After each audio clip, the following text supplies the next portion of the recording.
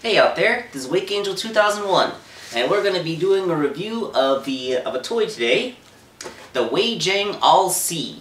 I just wanted to come up here on the in front of the camera because these people send their toys in a pretty amazing way. Like they have these things, they're little plastic corners. They have them on the corners of the box like this, and then of course the box is wrapped in bubble wrap.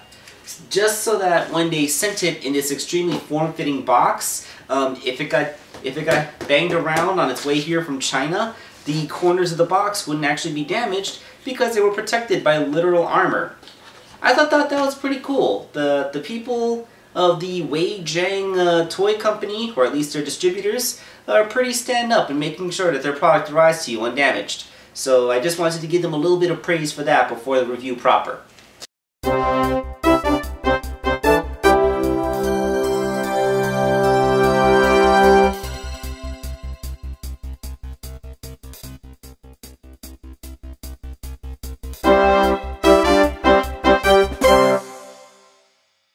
So let's start with Alcee's box. The front of it shows a pretty nice, basically, piece of fan art of RC blasting her guns in a pretty decent action pose.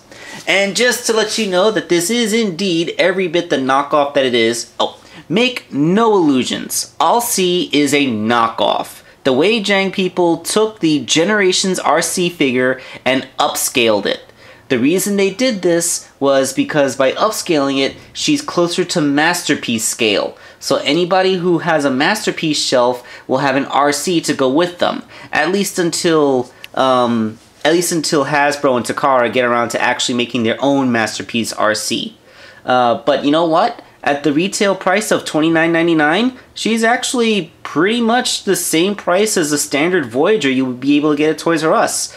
At least when there's no sales going on. So at least she isn't overpriced. So yeah, we're going to get into that. But for now, just remember, she's a knockoff. This isn't a not RC made by a third party. This is full-on a knockoff RC. And I'm not going to pretend otherwise.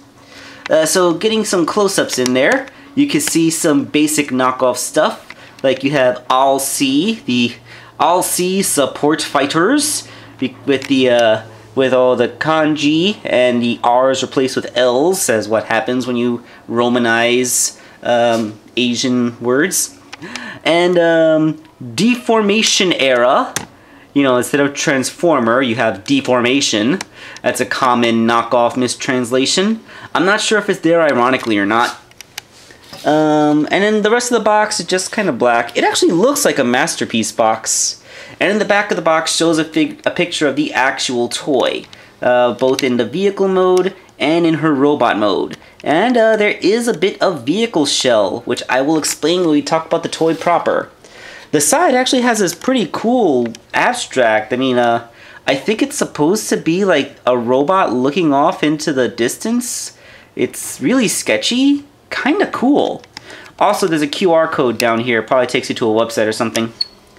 And the top of the box is just deformation era Alcee support fighters. Alright, so let's get the toy on my little review stage here and talk about it proper.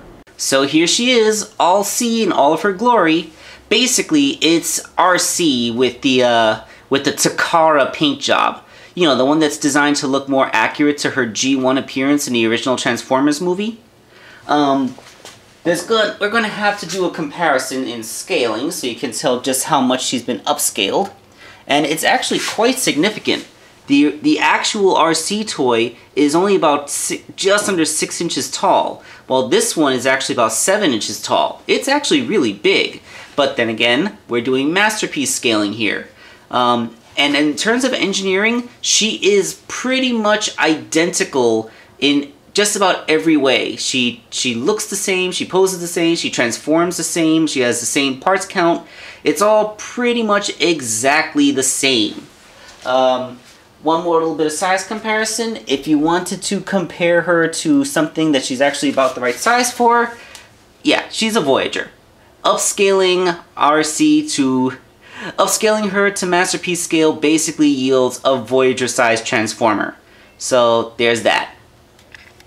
Okay, so I've been saying over and over that this is a knockoff, and it is, but I don't want to undersell how nice a figure it is, because let me tell you, this is rock freaking solid. I mean, there are parts of her that I think are actually made out of metal. I'm pretty sure her thighs are, either this is really glossy, really shiny paint but it's cool to the touch, and I've only really experienced that with die-cast metal. So she's actually made with metal parts. I never expected that. I mean, if these are metal parts, like the thigh pieces might. I am almost certain that these are die-cast parts, and that is amazing. Although her shins are plastic. Yeah, I can definitely feel like this is metal, this is plastic. But the fact that they would use actual metal in a knockoff when the official toy didn't, that's amazing. It's like this is top quality product. Knockoff or not, whoever made this genuinely cared about quality. I mean, if she's supposed to be standing on your shelf next to Masterpiece Transformers, she damn well better look good. So basically, it's just RC, but without any Autobot emblems anywhere. And it's the Takara paint job, so she's G1 accurate with the silver midriff, although it's a little bit gunmetal. And the molding of her midriff, you see she has like 3 dots over a line. It's a little bit different from the belly sculpt of the official toy. So I guess in the upscaling, they decided to change things just a tiny little bit. And all of her joints are solid. Her ball joints are nice. They don't feel loose at all. She has faux ratchets in her elbows, just like she should. Her hips, they get all the same range of movement. It can be a little bit awkward to make them go out. You have to cheat with the transformation joint a lot more than you have to with the Generations one, but they still get all that range, and they still have ratchets in there, which is good. The hips are swivels, but forward and backwards, but solid swivels that don't feel loose at all. She has a thigh swivel. She has that knee bend that's a single joint that goes well beyond 90. She has the same ankle swivel. This is the only joint that feels like it's a little bit loose, but it still has like a soft lock here, so at least she could stand straight. When you push it off of straight, that's where it starts to feel a little bit softer, but in the most important position, it's actually quite firm. So I'll forgive the one somewhat loose joint. It's a little bit loose, but not so loose that it would hurt me. She has a bicep swivel, and she has a head and a ball joint that has a lot of range for looking up. And it, of course, can look left and right. And this is really the figure's only flaw. The thing her head is on, it doesn't want to peg in. Like, I can push it in and it'll stay in place, but then I'll start to move her head around and it'll pop out. It's actually cooperating me pretty good, just because I couldn't get it to work before, and now that I'm on camera talking about it, that's when it's deciding to work, because everything in the universe likes to prove people wrong when they're on camera. But yeah, you might have a little bit of trouble getting that collar piece to hold in place. Alright. Her accessories are physically identical to the accessories that she has officially, although they are painted different, although doubtless this is Takara's paint job. So we have her big pink gun with the silver highlights, her smaller black gun with the silver highlight, and her 2 swords, which are still cast in translucent blue plastic, but have painted guards. Very nice. They also fixed her hands. As you recall, when this figure originally came out, she had like a little shelf of plastic at the bottom of her hand that made it so that when you put her accessories in there, it would look like she was holding only the very tip of them, like this. Like she's just some valley girl that's like, how do I hold this? Well, nope. You can push it all the way through her hand just fine, and she looks like she's properly holding her stuff. Yeah, my stage is just 2 pieces of foam board that I propped up. I'm not gonna hide that. What, you think you're better than me? Alright, so she also has all the same pegging points. Like you can stick her weapons on her hips. The swords also go there. And she even has the pegging points on her forearms. So let's see, just in case you want to have a little bit of...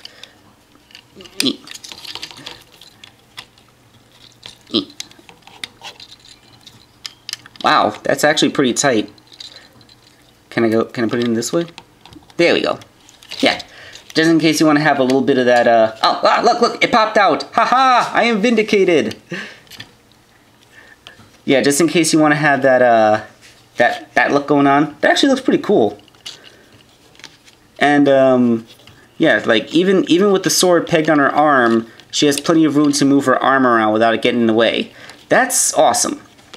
Okay, so, let's get to what makes her the masterpiece alike. Okay, so we all know that Masterpiece Transformers all look super duper accurate to their animation models as much as physically possible. And one big complaint about the Generations RC was that she basically had a car folded up on her back. It's a big piece of kibble.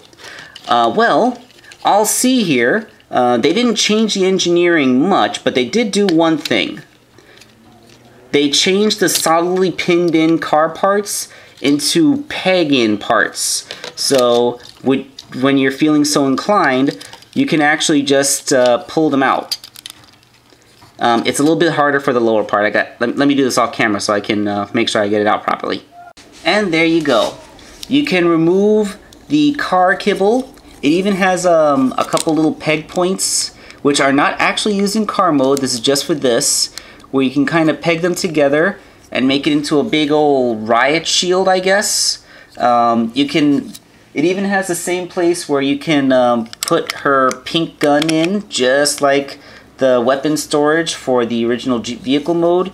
And then, you know, she can hold the handle there and be holding her car kibble as a giant riot shield, which is pretty cool.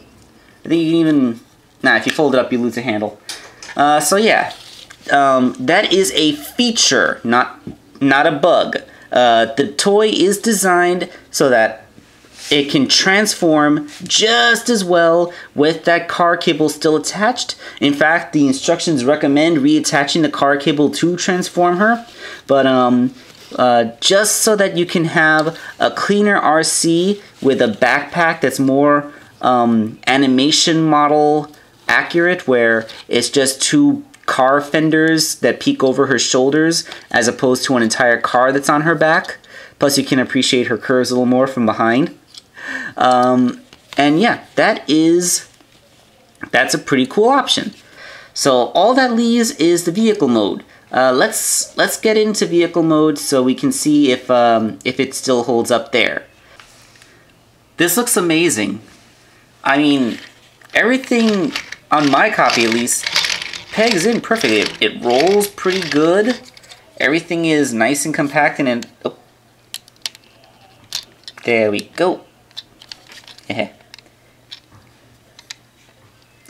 Everything is nice and compact and goes perfectly into place. You know, you got the gun storage there. You got the second gun that holds the hands in place. The weapons peg perfectly into the sides. Rolls great. You can have the swords pegged in on the sides, or if you prefer, you can peg them into these little things on top. Holes are a little bit tighter, but you know, it's still doable.